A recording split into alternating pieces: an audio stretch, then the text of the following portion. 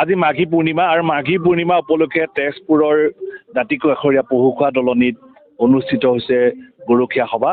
মই কেমেৰা পাৰ্চনক যিখন পহুখোৱা দলনি বুলি কয় দেখুৱাবলৈ অনুৰোধ কৰিছোঁ।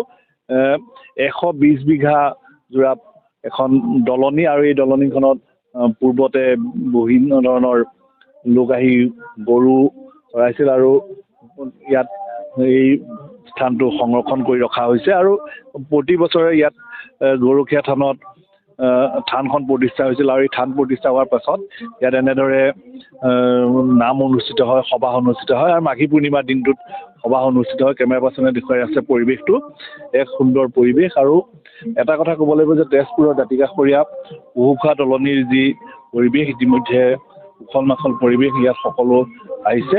আৰু এটা কথা ক'বলৈ আজি এইবেলি দশম বাৰ্ষিক নাম কি ক'ব, দশম বাৰ্ষিক অনুষ্ঠান এইবাৰ অনুষ্ঠিত হৈছে। এইটো মানে আমি 11 চনৰ পৰা 15 চনৰ পৰা পাতি আহিছোঁ। এইবাৰ 1 বিঘা আহি 15 পালেহি। এইবাৰ আগতকৈ এইবাৰ আমি অলপ বেছি ধৰণে মানে আয়োজন কৰিছোঁ আৰু ৰাইজৰ সমাগম হ'ব। ইয়াত বহুত আমাৰ ৰাইজ আহে, গতিকে দেখা যাওকচোন আজি দিনটো কেনেকৈ ভগৱানে পাৰ কৰি দিয়ে। নিশ্চয় যি ভিতৰৰ দৃশ্য দেখুৱাবলৈ অনুৰোধ কৰিছোঁ। ইয়াত যথেষ্ট সংখ্যক লোক সমাগম হৈছে আৰু চাকি বন্তি জ্বলোৱাত ব্যস্ত হৈ পৰিছে। আৰু এটি ৰাইজে প্ৰতিষ্ঠা কৰা মন্দিৰ আৰু মন্দিৰত গোপাল কৃষ্ণৰ যি প্ৰতিমূৰ্তি আছে আৰু ইতিমধ্যে যথেষ্ট সংখ্যক লোক ইয়াত আহি সমাগম হোৱা দেখা গৈছে।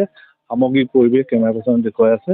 ইয়াত প্ৰসাদৰ ভোগৰ ব্যৱস্থা চলিছে আৰু ইয়াত সকলো আয়োজন কৰা দেখা গৈছে আৰু ৰাইজৰ সমাগম হোৱা দেখা গৈছে যথেষ্ট সংখ্যক লোক আৰু চাকি বন্তিৰে এনেদৰে মুখৰিত কৰি পেলোৱা দেখা গৈছে। আৰু ভিতৰৰ যি দৃশ্য এই দৃশ্য দেখুৱাবলৈ অনুৰোধ কৰিছোঁ। যি কৃষ্ণৰ মূৰ্তি আছে, গোপাল কৃষ্ণৰ মূৰ্তি আছে, ইতিমধ্যে ইয়াত পূজা চলিব আৰু নাম চলিব। গোপাল কৃষ্ণ মূৰ্তি দেখুৱাই আছে আৰু এক সুন্দৰ পৰিৱেশ।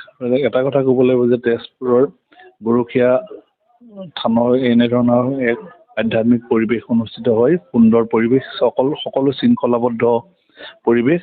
আৰু এটা কথা ক'বলৈ তেজপুৰৰ এই থানখন কেইজনমান গৰখীয়া 2015 চনত অনুষ্ঠিত কৰিছিল। তাৰ পাছৰ পৰা ইয়াত অনুষ্ঠান অনুষ্ঠিত হৈ আহিছে আৰু প্ৰতি বছৰে এনেধৰণে গৰখীয়া সভা অনুষ্ঠিত হয়। আৰু এটা কথা ক'বলৈ বাহিৰৰ যি দৃশ্য এই দৃশ্য দেখুৱাবলৈ অনুৰোধ কৰিছোঁ। ইয়াত সকলোৱে চাকি বন্তি লৈ নামঘৰীয়া আছে, নামঘৰীয়াই ইয়াত এনেধৰণৰ পূজা কৰে আৰু প্ৰতিদিনাই পুৱা ইয়াত পূজা অনুষ্ঠিত হয়। প্ৰতিদিনাই ইয়াত পূজা অনুষ্ঠিত হয়। হয়, প্ৰতিদিনাই পূজা আৰম্ভ হৈ থাকে।